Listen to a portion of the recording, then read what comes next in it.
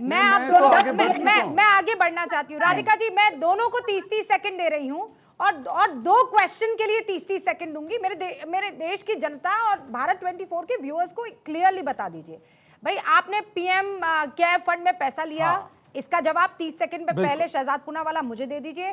ये कोई MOU sign हुआ, उसमें पैसा, उसमें डोनेशन आई। राधिका खेड़ा प्लीज सवाल पे सवाल मत पूछिएगा, सवाल का जवाब दीजिएगा। पहले 30 second Shahzad Poonawalla, PM care fund में चीन की तरफ से क्या आप लोगों ने पैसा लिया, हाँ कि ना? जवाब। हाँ, अब देखिए, पहले तो गांव का अभी भी नाम नहीं बताया, परंतु कैसे सवाल का जवाब सवाल से नहीं देना ये दिखाकर अब वो खुद सवाल से सवाल पूछ रही है। अब मैं बता रहा हूँ। पीएम केयर फंड के विषय में इन्होंने अभी कितना बड़ा झूठ बोला। इन्होंने कहा कि लाखों करोड़ रुपए इसमें आ चुके हैं। पीएम केयर फंड में अभी तक कितना पैसा आया पता है रूबिका जी आपको? 12,500 करोड़। ये इतनी झूठ बात करते हैं, और यदि इनको सारे डोनर पता है तो क्यों कहते हैं पीएम केयर ट्रांसपेरेंट फंडिंग नहीं है? और यदि इसमें कोई अवैध कंपनी का डोनेशन है तो अभी तक सुप्रीम कोर्ट नहीं गए पीएम केयर फंड जब से बना है। परंतु मैं आपको डॉक्यूमेंट दिखा रहा हूं आरजीएफ का।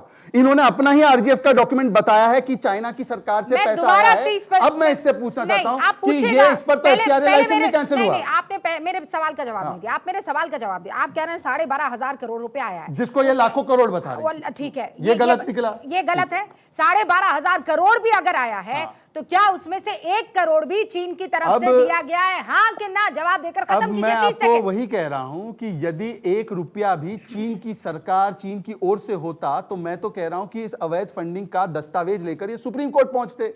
ये इनके पास है जानकारी, कौन सी कंपनी ने की है, कितना किया है, ये सारा डिटेल दे दे अगर इनके पास है तो। अगर इनके पास है, और फिर ये आरोप लगाना बंद कर दे कि ये ट्रांसपेरेंट नहीं है। मतलब इतना ट्रांसपेरेंट है कि जिसने भी फंडिंग की है, डोनेशन दिया है, वो उनको पता है, और अगर पता है तो सुप्रीम कोर्ट चले जाए, कोर्ट चले जाए। परंतु ये जो छापा है खुद अपनी आरजीएफ ने, उसके ऊपर एफसीआरए लाइसेंस कैंसिल हुआ है, उस पर एक को जवाब नहीं देंगे। तो इसीलिए मैं कह रहा हूं कि झूठ की दुकान ज्यादा दिन नहीं चलती।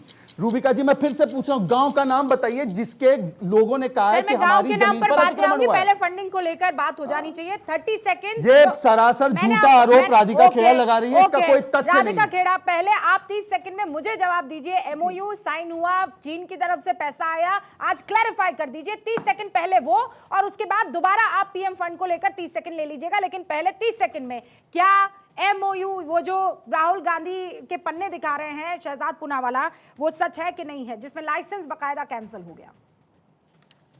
देखिए, मैं सबसे पहले पीएम केयर फंड पे बात करूंगी क्योंकि वो बहुत जरूरी है। फिलहाल प्रधानमंत्री देश के नरेंद्र मोदी जी हैं। पीएम केयर फंड पे सबसे पहले चर्चा होगी। हुवाई ने 7 करोड़ दिए, तो मैंने सही कहा, लाखों करोड़ों, कहीं से लाखों में लिए, कहीं से करोड़ों में लिए। तो अगर इनको हिंदी समझ नहीं आती बेसिक, तो मेरी गलती नहीं है। टिकटॉक ने फैसिलिटेट किया डोनेशन 30 करोड़ का। पेटीएम, जिसकी 38% चाइनीज ओनरशिप है, उसने 100 करोड़ दिए। Xiaomi ने 15 करोड़ दिए। ओप्पो ने 1 करोड़ दिया। वन प्लस ने भी 1 करोड़ दिया। इनका जो थिंक टैंक है, एक जिसको 3 ग्रांट्स मिली हैं, जो थिंक टैंक है जिसको 1.25 करोड़ की मिली है, जिसका नाम है जो जयशंकर जी के बेटे उसके अंदर है। देखिए, सुनने वाली बात है, एक्सटर्नल अफेयर्स मंत्री जयशंकर साहब के बेटे का एक थिंक टैंक चलता है जिसको 1.25 करोड़ की चाइनीज कॉन्सुलेट जनरल से 2016 में मिली, और एक और 50 लाख उसके बाद डोनेशन क्यों मिल रही है? क्यों एक्सटर्नल अफेयर्स मिनिस्टर के बेटे बार-बार ये डोनेशन लिए जा रहे हैं? फंड पर रहना चाहती हूँ। ओआरएफ उनकी कंपनी का, ओआरएफ नाम है, ओआरएफ में उनको डोनेशन मिली है।